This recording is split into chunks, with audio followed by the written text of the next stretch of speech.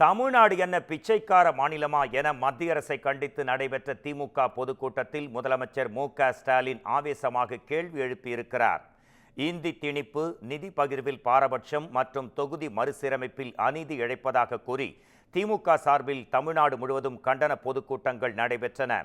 திருவள்ளூரில் நடைபெற்ற கண்டன பொதுக்கூட்டத்தில் முதலமைச்சரும் திமுக தலைவருமான மு.க.ஸ்டாலின் பங்கேற்று உரையாற்றினார். அப்போது பேசிய அவர், மாநிலங்களுக்கு நிதியை தருவதில் மத்திய அரசுக்கு என்ன பிரச்சனை இருக்கிறது என்றும், தமிழ்நாடு என்ன பிச்சைக்கார மாநிலமா என்றும் ஆவேசமாக கேள்வி எழுப்பினார்.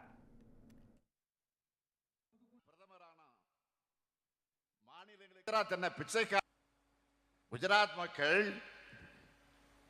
60,000 கோடியை டெல்லிக்கு அனுப்புறாங்க. ஆனா அங்கிருந்து திரும்ப வர்றது மிக குறைவு, மிக மிக குறைவு. குஜராத் என்ன பிச்சைக்காரர்கள் மாநிலம்னு கேட்டீங்களா, நினைச்சீங்களா? அப்படி கேட்டார. அதே கேள்வி நான் திருப்பி கேட்கிறேன், தமிழ்நாடு என்ன பிச்சைக்கார மாநிலமா? நாங்க உழைச்சி வரியை செலுத்தின படத்துல எங்களுக்கான நிதியை கொடுக்கிறதுல உங்களுக்கு என்ன பிரச்சனை? 43 லட்சம் பள்ளிக்கூடங்களோட நலனுக்காக நிதியை விடுவிக்காம மிரட்டுறது நியாயமா? தேசிய கல்விக் கொள்கையை ஏத்துக்கலன்னு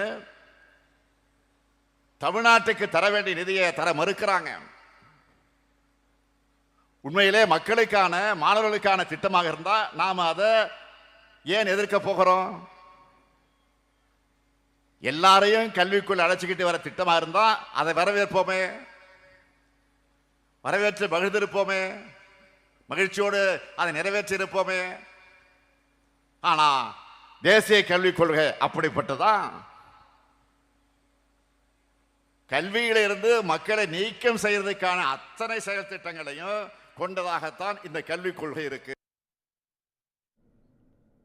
அநாகரிகத்தின் அடையாளமே மத்திய அரசுதான் என சாடிய முதலமைச்சர் மு.க.ஸ்டாலின், இந்தியை ஏற்றுக்கொள்ளவில்லை என்றால் நிதியை தரமாட்டோம் என்று சொல்வதை விட அராஜகம் இருக்க முடியுமா என்றும் வினவினார்.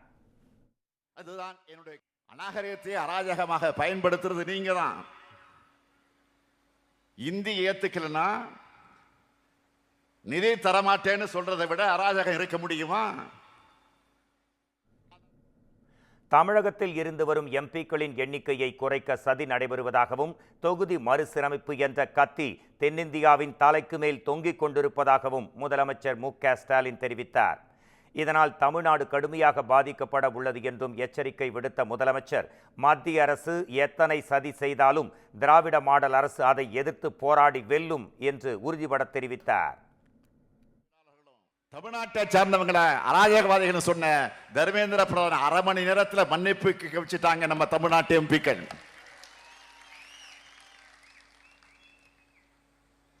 இந்த போர்க்குணத்தை அவங்களா தாங்கிக் கொள்ள முடியல.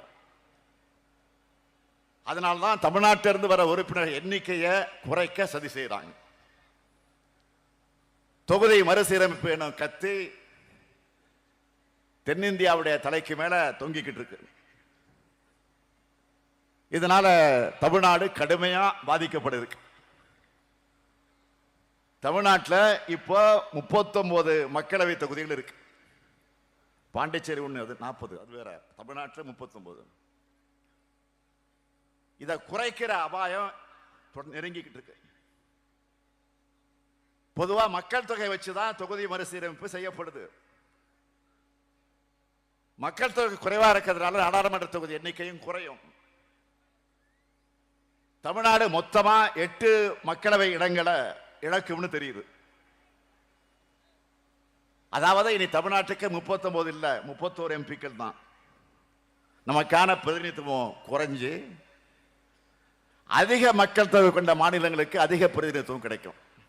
வட மாநில பகுதியில் தமிழ்நாட்டினுடைய குரல் நசுக்கப்படும்.